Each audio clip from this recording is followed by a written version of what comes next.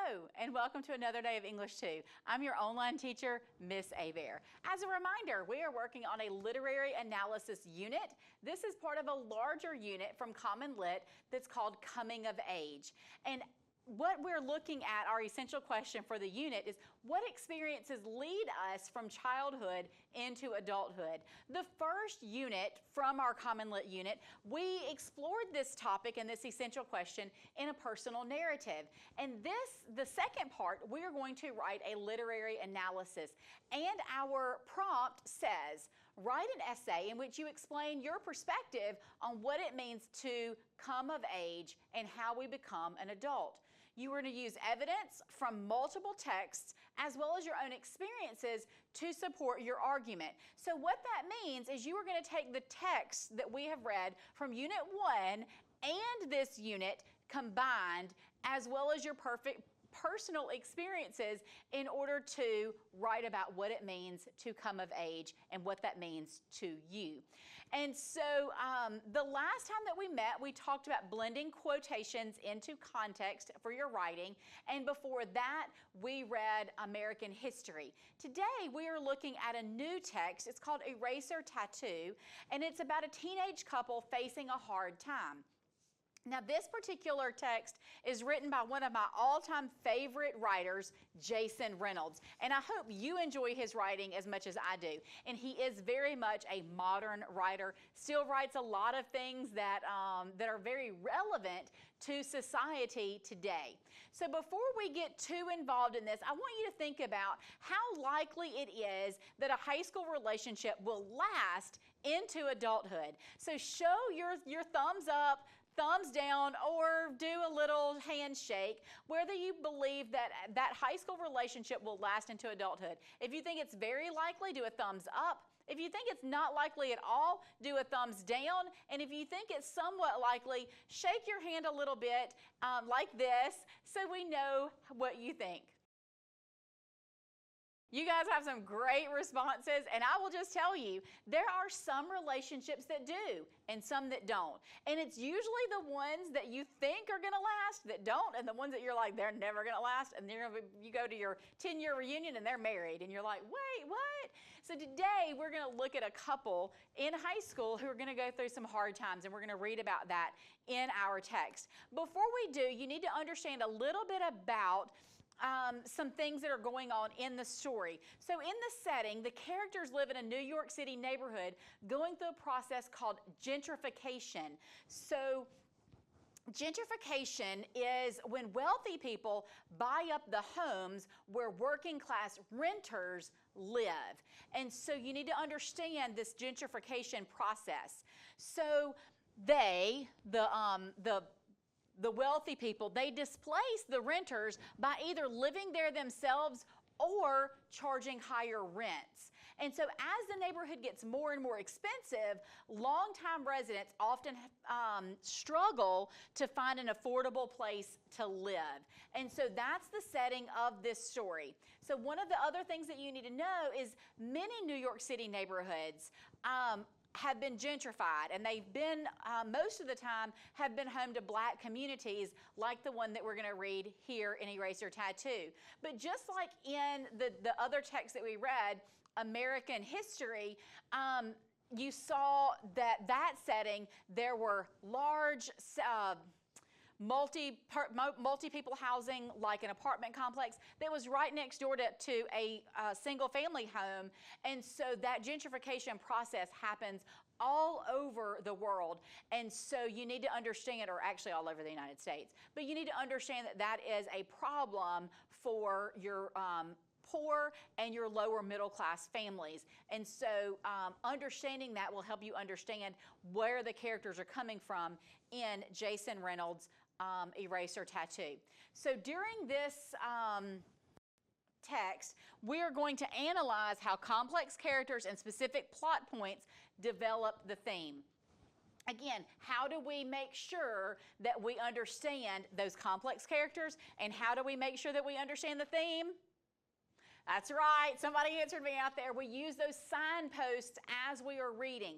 We make sure that we are marking that text up with those contrasts and contradictions, those aha moments, those tough questions, those memory moments, those aha moments, all of those things that you learned in those signposts. You need to make sure that you're marking that text up because it helps you understand those complex characters and how they develop those complex themes and how they develop the plot and all of that. So make sure that you are still using your signposts. So, eraser tattoo, again, is about two teenagers that are separated by neighborhood gentrification, and they wonder whether their love can survive. This experience forces them to face some hard truths about the risks and rewards of love. So I hope that your teacher in your classroom printed out a copy of Eraser Tattoo, and it should look like what you see on your screen. I'm going to read out loud in some places, and then you're going to have some partner reading. Just like I said in the last text that we read, this is a longer text, so it is going to take us a couple of days to go through. But right now, we're going to read that first section. And in your copy, it also should say whole class reading. And if you will follow along as I read, again, you're going to make sure that you are marking up your copy for those signposts. And then I will pause after certain sections so that we can answer the questions in the margins. So follow along with me as I read. Shay's father climbed up into the driver's seat of a rental truck and slammed the door. Started the engine, cut the emergency blinkers, then honked the horn twice to say goodbye before pulling off. Moments later, another truck pulled up to the same spot. A replacement. Double parked, killed the engine, toggled the emergency blinkers, rolled the windows up until there was only a sliver of space for air to slip through. What I want to know is why you get to give me one, but I can't give you one, Dante asked, leaning forward, elbows resting on his knees, his eyes on the street as the people in the new truck, a young man and woman, finally jumped out, lifted the door in the back, studied whatever was inside. Brooklyn was being its unusual self, alive, full of sounds and smells, a car alarm whining down the block, an old lady sitting at a window blowing cigarette smoke, the scrape and screech of bus brakes every 15 minutes. A normal day for Brooklyn, but for Shay and Dante, not a normal day at all. Oh, simple, 2 reasons.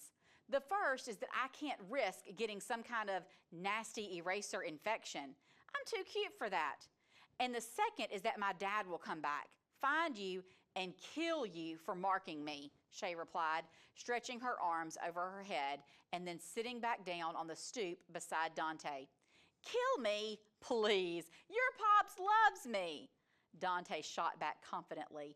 He wiped sweat from his neck, then snatched the pencil he had tucked behind his ear and gave it to Shay. They had been planning this ever since she got the news, ever since she told him she was leaving. All right, so I want you to stop for a second, and I want you to think about the conflict that Shay and Dante are facing. And so I want you in your margin to just jot down what conflict are they facing. And while you write that down, after you write that down, I want you to share it with your partner next to you and see if y'all can agree on that conflict.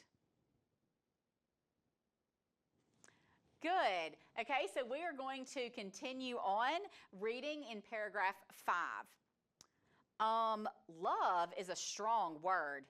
He likes you sometimes, but he loves me. Shay pushed her finger into her own sternum, like pushing a button into her heart, on or off. Not like I do.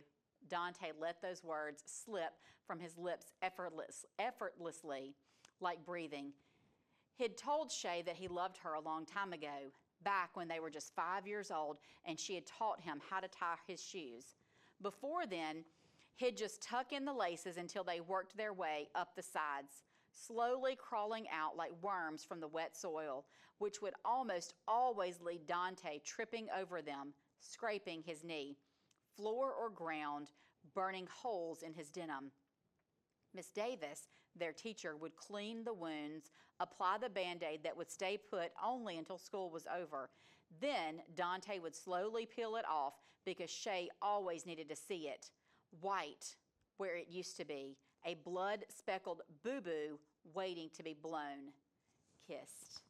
All right, so I want you again to jot down in your margins from paragraphs 5 and 6.